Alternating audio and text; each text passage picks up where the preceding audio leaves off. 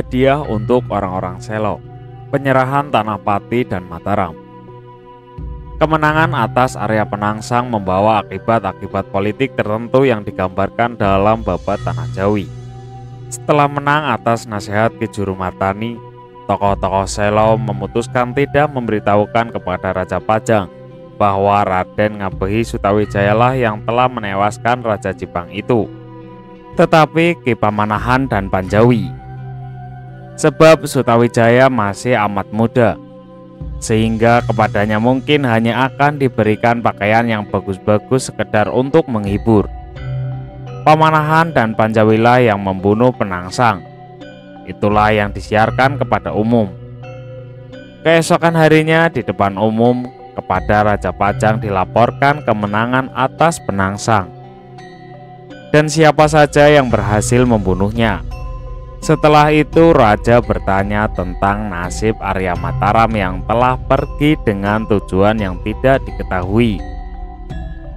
Kemudian ia meminta Kiai Gede Pamanahan agar memilih tanah Pati atau tanah Mataram. Kiai ini berpendapat bahwa haknya sebagai anak sulung justru membawanya pada kedudukan yang paling rendah. Baiklah, saya memilih yang hutan saja, katanya.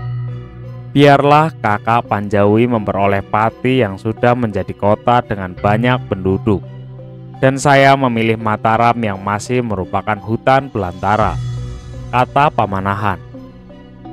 Dengan demikian Panjawi boleh segera pergi ke Pati yang harus diurusnya dengan baik. Pamanahan diutus ke Jepara untuk memberitahukan hasil peperangan kepada Ratu Kalinyamat. Setelah itu barulah Pamanahan akan memperoleh tanah Mataram. Demikianlah yang terjadi.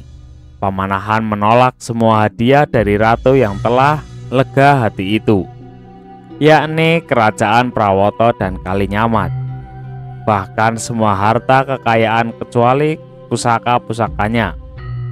Maka ia pun menerima 2 cincin, menjangbang, dan uluk yang harus disembunyikan baik-baik. Kepadanya juga diberikan semua janda almarhum Pangeran Kalinyamat. Dalam perjalanan kembali Pamanahan masih singgah di Selo. Dari sana dibawanya serta 150 orang anggota keluarga dan kerabat yang mencintainya untuk tinggal bersama di Mataram. Di antara wanita-wanita yang dihadiahkan oleh Ratu Kalinyamat, Raja Pajang hanya memilih seorang yang kemudian dititipkannya kepada Pamanahan sampai saat dapat dikawini. Tetapi penyerahan tanah Mataram sekali lagi ditunda. Pamanahan yang sangat kecewa karenanya pergi ke Kembang Lempir dan di sana ia pun tapa. Ketika itulah Sunan Kalijaga berkunjung kepadanya. Tokoh keramat ini menerka mengapa Kiai Gede itu menyepi dan secara gaib seketika dibawanya jiwa raganya ke depan raja. Raja Pajang ini dimintai pertanggungjawabannya, tetapi ia berusaha mencari-cari dalih.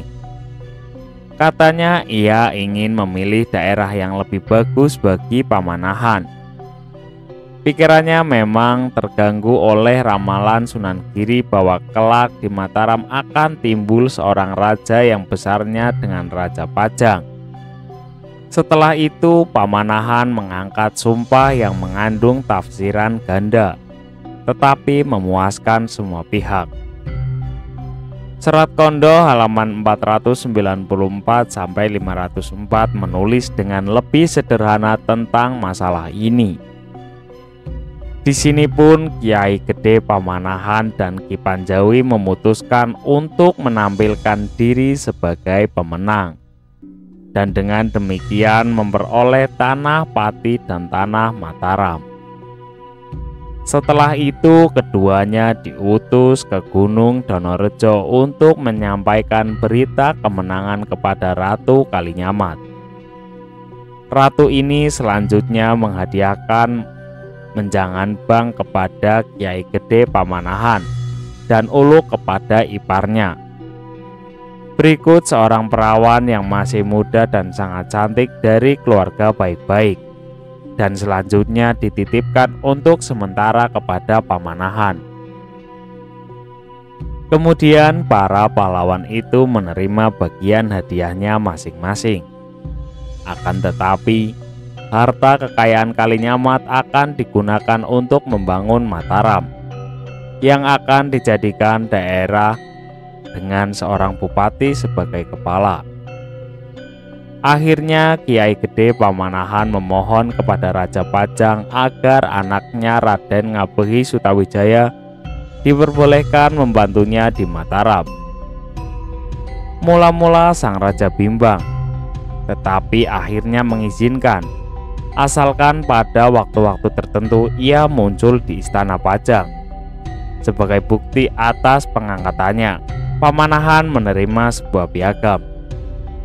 Dengan demikian, kebimbangan untuk menyerahkan tanah Mataram dan campur tangan Sunan Kalijaga tidak terdapat dalam serat kondo yang biasanya melaporkan seadanya tentang tokoh ini. Sebelum menyejajarkan berita-berita lain tentang kejadian-kejadian ini, kami akan menilai kadar kebenaran cerita tutur Mataram terlebih dahulu. Pertama, penyerahan dua daerah yang sangat penting, Pati dan Mataram, sebagai hadiah suatu fakta kepahlawanan saja terdengar lebih mirip dengan dongeng daripada sejarah. Tentu ada alasan berterima kasih yang lebih penting yang mendorong Raja Pajang untuk menyerahkan daerah-daerah ini kepada tokoh-tokoh Sela itu.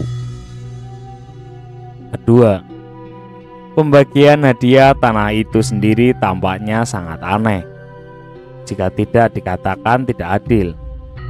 Walaupun menurut cerita tutur, Kiai Gede Pamanahan mempunyai saham kemenangan yang jauh lebih penting daripada Ki Panjawi. Ki Panjawi inilah yang diberi hadiah yang jauh lebih besar. Babat Tanah Jawi itu sendiri mengakuinya. Pati berpenduduk 10.000 jiwa, suatu jumlah yang sangat besar untuk masa itu. Dan hanya sekali itulah Babat Tanah Jawi menyebutkan jumlah penduduk suatu tempat. Sedangkan Mataram tidak mempunyai suatu apapun kecuali kemasyhuran nama yang berasal dari suatu masa lampau yang sudah terlupakan sama sekali. Semenjak itu Ki Panjawi bernama Ki Ageng Pati dan benar-benar menikmati kekayaan dan kemewahannya. Sedangkan Kiai Gede Pamanahan memang pindah ke Mataram, tetapi harus mulai dengan merambah hutan. Sudah tentu gejala yang aneh ini dapat diterangkan oleh Babat Tanah Jawi. Hadiah kecil bagi Kiai Gede Pamanahan itu dikatakan disebabkan oleh sifat rendah hatinya pada saat harus mengadakan pilihan yang menentukan. Karena saya yang tertua, sepatutnya lah bila saya ingin menjadi yang paling rendah. Demikian diterangkan ketika ia diminta Raja Pajang agar memilih antara kedua daerah itu. Demikianlah peristiwa yang aneh itu diterangkan oleh Babat Tanah Jawi. Tetapi serat kondo yang tidak begitu berbelit-belit rupanya agak terkejut tentang kecilnya hadiah tanah bagi Kiai Gede Pamanahan dan menambahkan dari harta kekayaan Ratu Kalinyamat untuk dipakai guna kepentingan Mataram. Ketiga, daerah yang gersang ini dengan hanya 800 cacah jiwa belum diberikan juga. Paling tidak demikianlah menurut Babat Tanah Jawi. Alasan bahwa Raja Pajang ingin memberikan sesuatu yang lebih baik kepada pengikutnya yang kecewa ini tidak begitu meyakinkan. Mungkinkah penyerahan Mataram itu sebenarnya tidak berjalan lancar? Anehnya Babat Tanah Jawi sajalah yang memuat kisah ini. Serat kondo tidak memuatnya. Keempat, apa yang dilakukan oleh Pamanahan yang kecewa itu tampaknya boleh dikatakan merupakan suatu tanda rasa tidak senang. betapa cara memperoleh kesaktian bisa merupakan pendahuluan dari suatu pemberontakan secara terbuka terhadap kekuasaan yang lebih tinggi. Bukankah Pangeran Diponegoro dan banyak orang lainnya memulai pemberontakan dengan cara demikian? Kelima, adanya seorang gadis Jepara yang cantik yang disediakan untuk Raja Pajang, tetapi dititipkan dahulu kepada Kiai Gede Pamanahan. Kelihatannya sangat mencurigakan. Kemudian ternyata putra angkatnya sendiri yang menculik bakal pengantin ayah, Gusti dan gurunya itu. Apakah orang yang harus benar-benar percaya bahwa gadis muda ini oleh Raja Pajang dengan sukarela dititipkan kepada seorang taklukannya yang baru saja disinggung olehnya, ataukah telah terjadi sesuatu pelarian yang berhasil? Hal semacam ini bukan merupakan suatu yang mengherankan di kalangan keraton. Berita-berita dari luar negeri pun yang akan kami bicarakan nanti menyajikan cerita yang sangat berlainan. Pendeknya, gambaran dalam kronik-kronik resmi kelihatannya sangat tidak bisa diterima. Marilah kita mencoba sekarang memperjelas gambaran sejarah kita dengan mencari keterangan dari sumber-sumber luar negeri. Kemungkinan penaklukan Mataram. Seperti yang sudah kita lihat, cerita tutur Jawa Barat menyebutkan asal keturunan orang Mataram yang sangat rendah.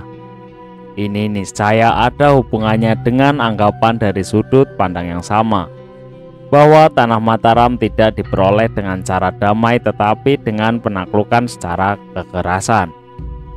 Jean Pieterszoon berpendapat bahwa pendiri kerajaan itu memperoleh nasib mujur karena keberaniannya dalam menggunakan senjata dan akalnya.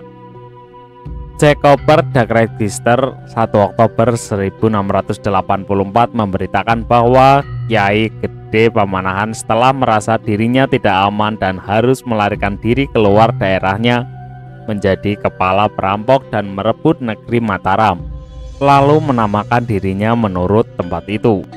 Fr. Valencin yang mengutip dari sumber serupa memberikan lebih banyak keterangan. Setelah diterima dengan sangat baik oleh Raja Pajang, Kiai Gede Pamanahan membalas kebaikannya dengan kejahatan, merampok harta benda sultan, menculik selir-selir yang kemudian dijualnya kepada penduduk desa. Setelah ia ditolak oleh sang pelindung Cirebon, Sunan Gunung Jati merambatnya merosot sampai pada tingkat pencuri kerbau dan dipilih sebagai kepala perampok oleh 40 atau 50 penjahat. Ketika gerombolan penjahat itu berjumlah 300 orang, ia pun menjadi penjahat. Setelah itu terjadi perebutan Mataram yang berpenduduk jarang itu dengan kekerasan. Van der Horst yang juga mengutip dari sumber Jawa Barat memberi gambaran sedikit lebih baik mengenai hal tersebut. Dalam pada itu ia mengacaukan Senopati dengan ayahnya. Kekeliruan ini kami betulkan. Dikatakannya Kiai Gede Pamanahan dikirim ke Mataram sebagai panglima oleh Raja Pajang untuk mengislamkan penduduk di sana. Dalam pada itu ia bertindak keliru. Setelah mencapai kemenangan atas Mataram, ia lalu memutuskan tinggal di sana dan menghiasi diri dengan gelar Senopati ing Mataram. Jadi pengislaman itu terjadi dengan kekerasan juga. Memang tatkala itu ekspedisi penaklukan suatu daerah lebih sering dibesar-besarkan sebagai usaha perluasan agama. Dengan demikian terdapat alasan yang sangat serius untuk meragukan sifat kesucian perang ini, yang menjurus pada penaklukan terhadap Mataram. Dapat disimpulkan bahwa pandangan Jawa Barat mengenai Mataram sama sekali tidak dapat diabaikan, sekalipun tidak berasal dari pihak yang bersahabat. Menurut pandangan ini, Kiai Gede Pamanahan merebut daerah Mataram dengan kekerasan. Pada bahan kesaksian dari Jawa Barat ini dapat kita tambahkan pula berita dari sejarah Banten yang mengisahkan bahwa Panjuwit dan saudara tirinya Pamanahan para putra Kiai Bondan Kejawen bekerja pada Raja Pajang. Panjuwet memperoleh Mataram, Pamanahan memperoleh Pati. Yang sebenarnya justru sebaliknya. Lebih dari itu tidak diceritakan. Berita pendek ini penting artinya, khususnya karena mengandung petunjuk. Mungkin kisah ini diambil dari sebuah edisi babat Tanah Jawi yang sudah lebih tua, tetapi tidak ada lagi pada kita. Mungkin dari tahun-tahun terakhir Sultan Agung. Kisah mengenai penyerahan kedua daerah Pati dan Mataram dengan demikian sudah dikenal orang sekitar 1640. Apabila kami mencoba memberi gambaran yang lebih lengkap mengenai peran apa yang dinamakan tokoh-tokoh Selo itu pada masa Kerajaan Pajang, maka kesimpulannya agak mengecewakan. Pertempuran antara Pajang dan Jipang Bojonegoro mungkin telah terjadi, tetapi saham dari para leluhur Kerajaan Mataram dalam pertempuran itu sama sekali tidak dapat ditentukan. Karena itu pula lah maka berita penyerahan kedua daerah itu sebagai hadiah bagi jasa-jasa mereka berdiri di atas dasar yang goyah. Apapun yang ingin disarankan kepada kita oleh beberapa sumber Jawa, berita-berita tua dan agak meyakinkan mengenai penaklukan dengan kekerasan atas Mataram kiranya lebih dapat diterima. Karena itu kami sangat cenderung memandangnya sebagai yang asli.